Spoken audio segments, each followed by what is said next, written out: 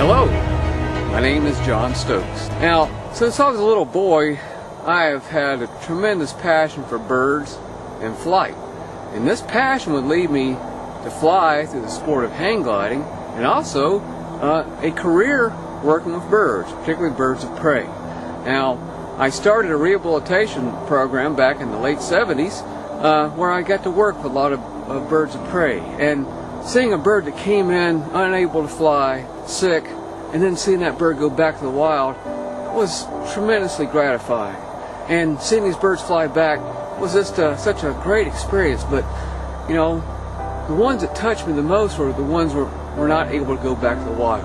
Some of the birds we gave a humane exit and sent them on their way, but some had to spend the rest of their lives in captivity. One bird in particular, a bald eagle named Osceola, has profoundly touched my life.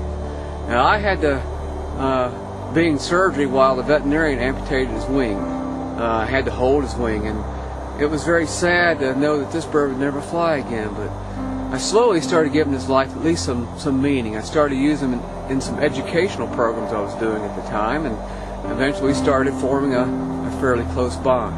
After a program at a local Audubon Society meeting, a woman came up to me after the show and said, "You know, that bird Osceola sure is pretty, but it's a shame he'll never fly again." And I agreed with her. On the way back home, I started thinking of the lady's words, and I started thinking, gosh, you know, it is sad he'll never fly. And I recalled a hang glider pilot named Burke Ewing, who was the first person to take his dog, Curtis, hang gliding. And I thought, well, gosh, if a man can make a harness for a dog, why not one for an eagle? So I set out, made it my life's mission to get Osceola back in the air. We had a few false starts and setbacks. Things didn't go quite as smoothly as I thought, but eventually the time came that I was finally ready to get Osceola in the air. I had designed a harness to take him flying, and had a few minor adjustments made to it, but I eventually got the harness ready. Then I got Osceola used to being in the harness, and he would hang for extended periods of time, getting used to the shape and sensation of being in it, and that worked out pretty well. Then we got him used to being next to me and being hooked in to my harness, and he did very well with that.